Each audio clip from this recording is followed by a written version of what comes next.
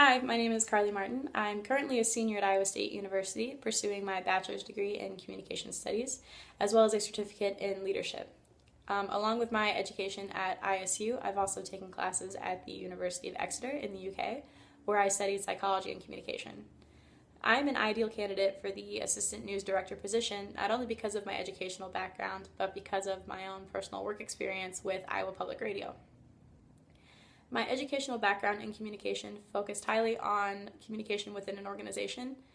This means that I got to study the process of how information is translated and communicated to the rest of an organization from superiors. So the process of higher ups in the organization communicating information to maybe a subordinate of theirs is a very different process than co-workers sharing communication between each other. So I got to study each of those processes, and I now better understand how they each work, as well as I can practically apply them in my own work setting.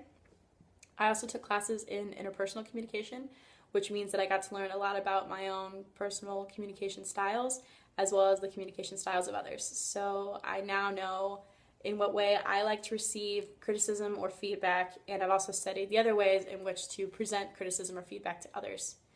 I also got to study computer-mediated communication, which just means that we studied mainly on how information is let out through a mass media outlet, whether that be radio, television, or the internet, and how that kind of information becomes its own entity. So it's very interesting to see how communication can translate from, for example, a news story written on paper compared to a news story that actually gets broadcasted on TV, and how that kind of resonates with people more. Along with my education, I had an internship at Iowa Public Radio where I got to work in their traffic department.